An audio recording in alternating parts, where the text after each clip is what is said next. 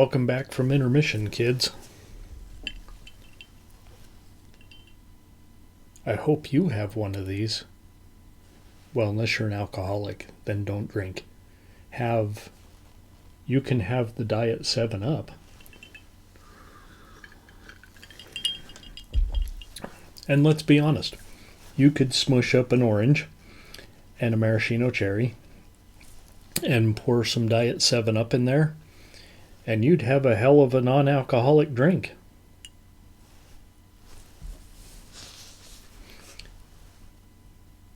I don't know if you can put bitters in there. I think bitters got alcohol in them. Don't try it.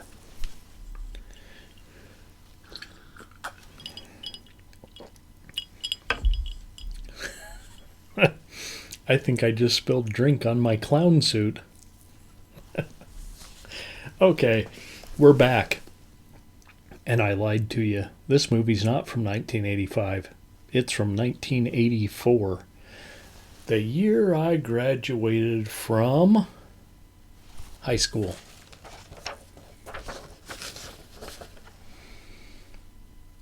It is The Return of the Living Dead.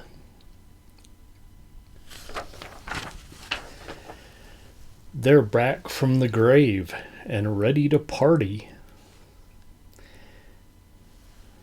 Oh, look at this long list of featuring music by TSOL, The Damned, The Cramps, The Jet Blackberries, 45 Grave, The Flesh Eaters, SSQ, Tallboys. And yeah, I can't read this at all here. Oh, hang on. Charlie woke up. Okay. Charlie's back to bed. Well, now where was I? Oh, music. Featuring music by TSOL. Yeah. Jeez. This TSOL? The Damned. The Cramps. These Cramps? That's pretty shiny. Jet Blackberries. These Jet Blackberries?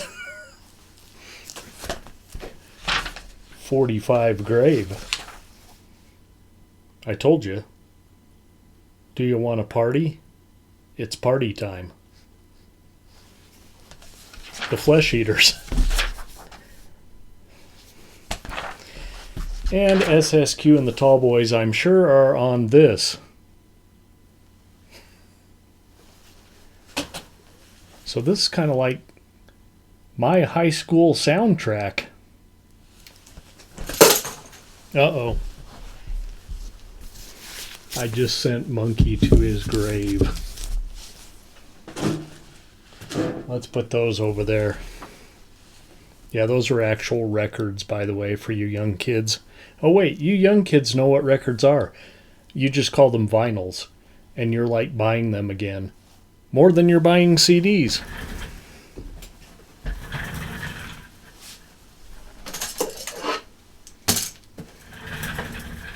Okay, officially, I can't read anything on this poster, so see ya.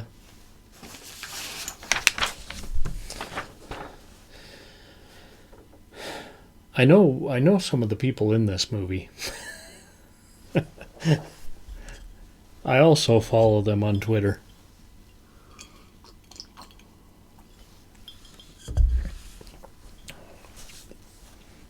Okay, this will be the most editing that I've ever done in a show.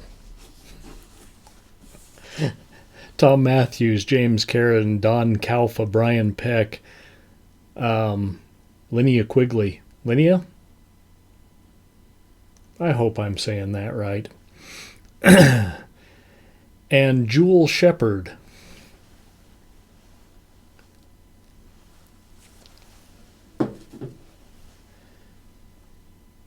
There you go. I couldn't read it on the poster for you, and when I wrote a lot of these reviews, I was lazy and didn't put anybody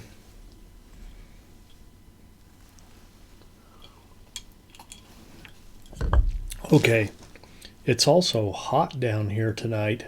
Like, really hot. I'm kind of wishing I was in my t-shirt. So let's get on with it.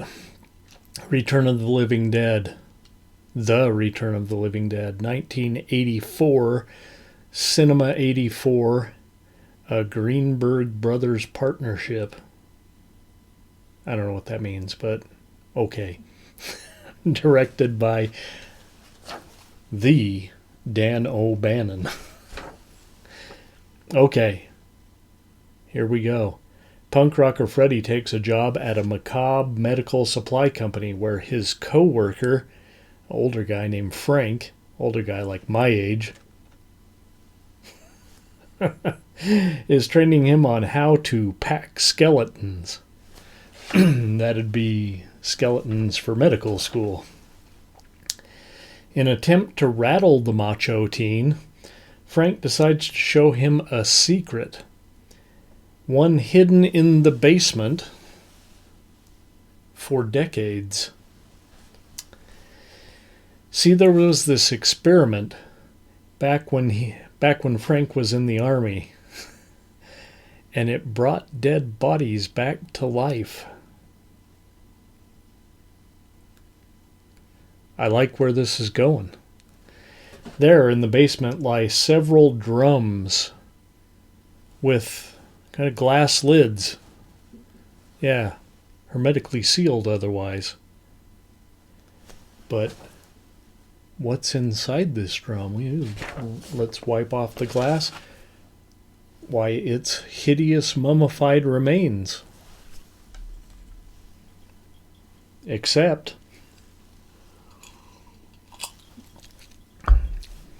those mummified remains can open their eyes. Egad, I wrote here. Science help us if these critters escape.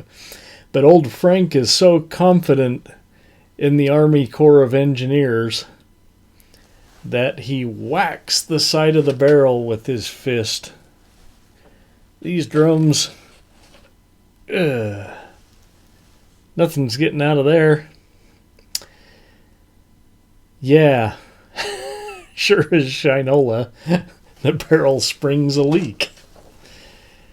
The escaping gas resurrects a corpse upstairs, and after a brief fight with it, Frank calls his boss and apparently old army buddy as well, Bert, to help deal with it. They enlist the help of the embalmer across the street to cremate the now dismembered but still moving body. I think you've seen the memes all day today with the building, July 3rd, 1984. I don't know how I got the date wrong. How did I get the date wrong when it's written right there on the movie? The smoke pours out the chimney and the rain falls down from the sky, soaking the nearby graveyard where Freddy's friends, who are partying there, waiting for him to get off work. Y'all know what's going to happen next, right? I think we know. I'm not spoiling it for you. Yep, of course. The corpses rise from the graves, burned by the chemicals, from the smoke to the rain to the ground.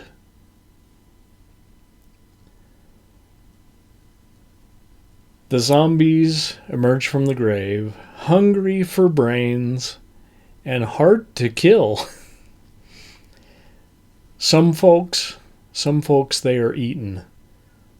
Some hole up in a medical supply store, and the rest barricade themselves in the funeral home. By now, Frank and Freddy, who were exposed to the gas, if you remember, they aren't looking so good.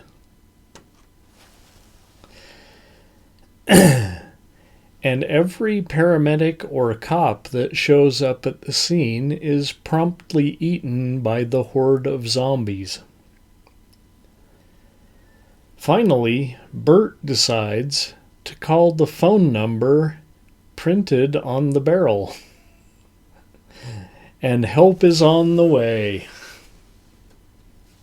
Oh, wait. But what kind of help is it? Okay.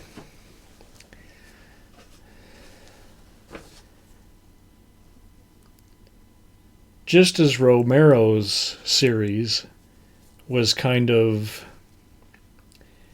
I don't know, in a holding pattern, I wouldn't say it was dead. People still love those movies. They still love them today.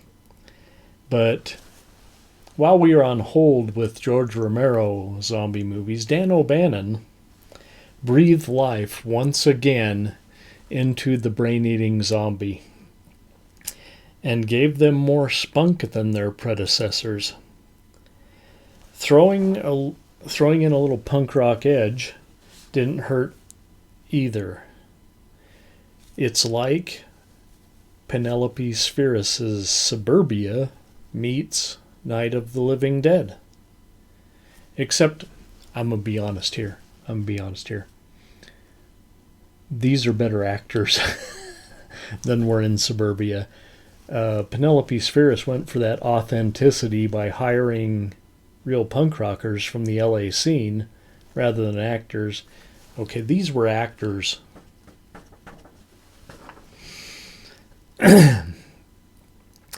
And the Enigma Records soundtrack didn't hurt either. Yeah, we already listed everything. I wrote here right up there with the soundtrack to Repo Man. I mean, this might even be better than the soundtrack to Repo Man. The only reason I don't own this soundtrack is because, as you can see, I have every goddamn record on the soundtrack. So, I don't need to buy this soundtrack. I only have the Repo Man soundtrack because it came with my tin can. Go back to my very first episode. I reviewed my favorite movie of all time, Repo Man. This right up there with Repo Man.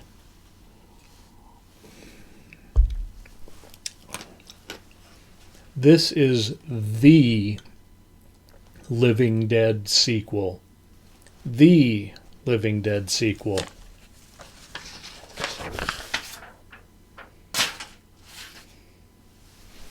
And I'm not knocking George Romero. His were great. But man, this took it to a whole nother level. It's a 5-ring circus here on Feature 2. Return of the Living Dead, 1984. I'm kind of powering this down here tonight. Well, let's get on with it, because I don't even know where we're at right now.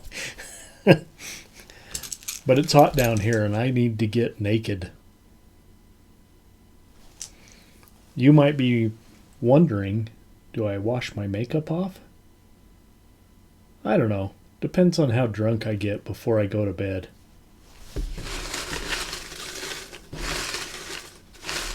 You ladies know what I'm talking about. You don't always wash your makeup off, do you? No, you don't, do you? Look at that. I got one and only one. Monkey. How'd you do that? I didn't even give you a drink this week.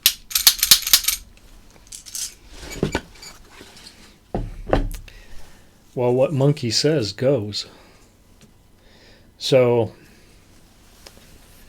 I'm not going to be here next week I got a lot of stuff going on.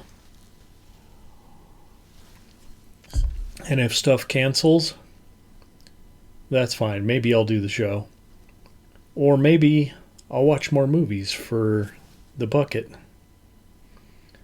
But I'm planning on being back in 2 weeks. Now, I know it's almost the end of the season, so I won't be gone for long because I got to wrap up the season here in August.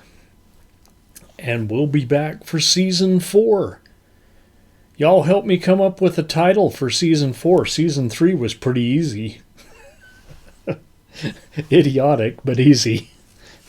What's season 4, people? Next episode in a couple of weeks here, it's the Astro Zombies. That's Ted V. Michaels. And Orgy of the Dead, which is not an Ed Wood movie, but it was written by Ed Wood. It's an A.C. Stevens movie. And it might as well be an Ed Wood movie. It's an Ed Wood movie in color.